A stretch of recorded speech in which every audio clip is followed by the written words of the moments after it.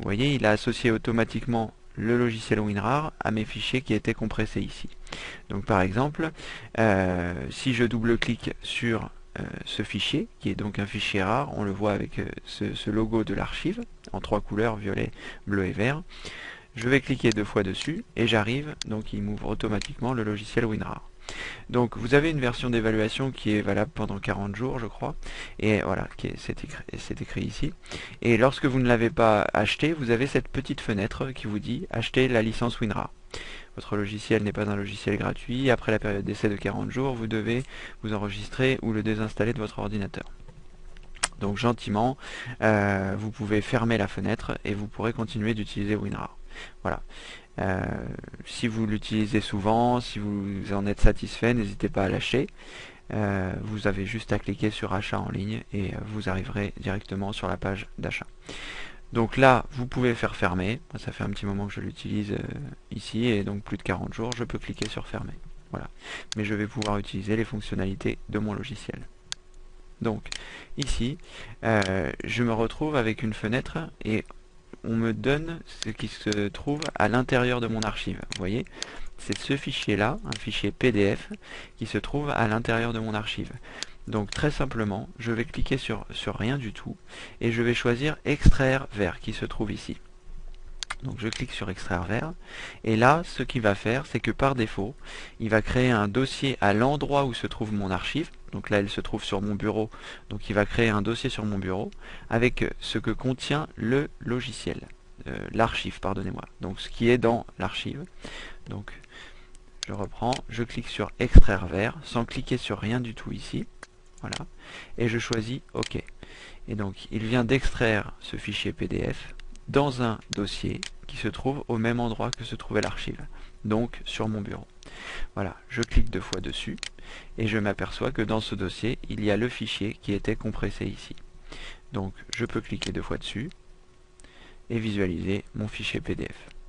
Voilà, j'en profite pour vous parler de la méthode 268. C'est un petit e-book que j'ai coécrit avec Christophe Doveta qui contient 268 astuces pour économiser.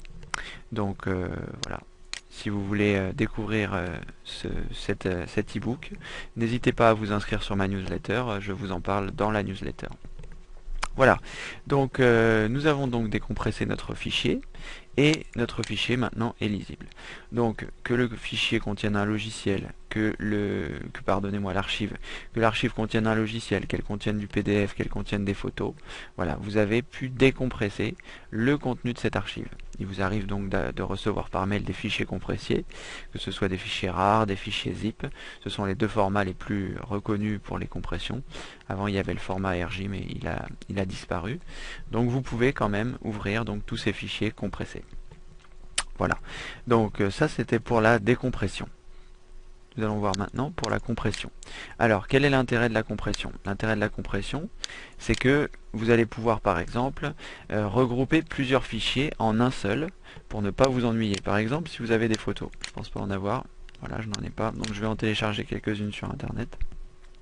Donc je lance mon navigateur, je vais sur Google, je vais aller sur Google Images en cliquant ici.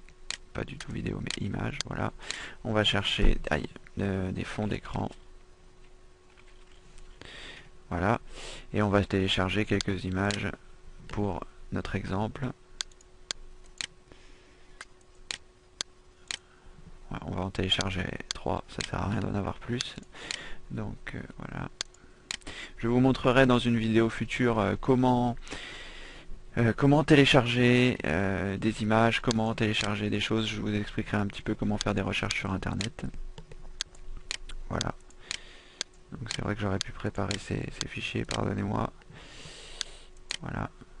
Mais en même temps, ça vous permet de voir comment, même si c'est un petit peu rapide, comment on peut télécharger des images sur internet. D'ailleurs j'en profite rapidement, je sais pas si vous cherchez des fleurs, voilà, des photos de fleurs, vous appuyez fleurs ici, donc vous êtes sur Google, vous cliquez sur images, vous choisissez fleurs et vous avez des dizaines de photos de fleurs qui apparaissent. Donc souvenez-vous bien, si vous devez utiliser les photos qui sont ici, qu'elles sont soumises à des copyrights et que bien évidemment on ne peut pas les utiliser dans n'importe quel cas. Donc là moi je ne vais pas utiliser les photos que j'ai téléchargées à mauvais escient, c'est juste pour notre exemple de compression. Voilà. Alors, donc ce qu'il faut savoir, c'est que là, nous avons 3 photos, et nous allons pouvoir les regrouper en un seul fichier, qui sera sous une forme d'archive, et qui nous permettra donc d'envoyer un seul fichier quand on souhaite choisir un fichier joint qu'on souhaite envoyer par mail par exemple. Donc très simplement, je vais prendre ces 3 photos, je vais faire un clic droit, et ici il y a un menu hop là, je suis allé trop vite. Il y a un menu contextuel qui est apparu. Je vais reprendre l'opération. Pardon. Il y a un menu contextuel qui apparaît et qui va nous permettre d'ajouter à une archive rare. C'est-à-dire qu'il va prendre ces 3 fichiers et il va les mettre dans un fichier compressé. Voilà, donc je vais choisir ici par exemple ajouter, non pas du tout ajouter, compresser dans Desktop, ajouter à l'archive, pardonnez-moi, je vais y arriver. Donc vous choisissez ça et vous allez pouvoir ici choisir le nom de l'archive. Donc par exemple, si on souhaite envoyer ces 3 images de fond d'écran, on va l'appeler fond écran.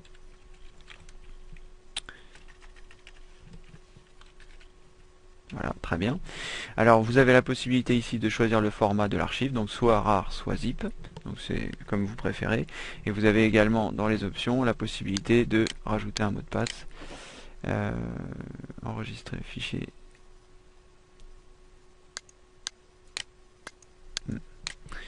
définir un mot de passe, pardon, c'est ici. Voilà, donc vous choisissez le mot de passe, vous le confirmez, et ça vous permet de protéger votre archive si vous le souhaitez. Donc une fois que vous avez rajouté donc c'est le nom du fichier, vous cliquez sur OK, voilà, et il vient de créer cette archive qui regroupe vos 3 photos. C'est-à-dire que si je double-clique dessus, donc il va ouvrir WinRAR, et on voit que les photos se trouvent ici. Alors, WinRAR est un logiciel de compression et de décompression, mais si vous utilisez donc ces 3 photos qui sont en JPEG, le format JPEG est déjà un format compressé, donc vous n'allez pas gagner grand chose. C'est-à-dire que vous voyez ici le format de la taille originale de la photo, 204-172, et le format compressé, 204-139, on ne gagne quasiment rien. Donc ça ne sert à rien de compresser des images JPEG, parce que le format JPEG est déjà un format compressé. Mais le côté pratique de cette histoire, c'est que vous allez regrouper ces 3 photos en une seule. Donc lorsque vous allez l'envoyer à votre destinataire, ici, vous aurez bien évidemment un seul fichier. Si par exemple vous vouliez envoyer 20 photos, vous n'aurez qu'un seul fichier à envoyer à votre mail. Voilà, donc ça c'est pour le côté compression.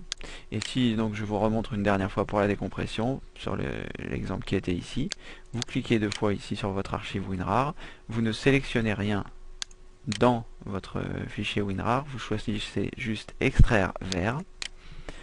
Par défaut, il va l'extraire à l'endroit de votre archive en créant un dossier. Vous cliquez sur OK et voilà. Il a bien créé un dossier qui s'appelle fond d'écran dans lequel se trouvent nos 3 images de tout à l'heure. Voilà, que l'on peut consulter bien évidemment. Voilà, c'était pour l'utilisation de WinRAR. Donc vous voyez, c'est très simple à installer, c'est très simple à utiliser. Et ce que vous pouvez faire, donc maintenant, lorsque vous voulez envoyer plusieurs photos à vos amis, c'est compresser ces photos et puis les envoyer par mail sous la forme d'un seul fichier.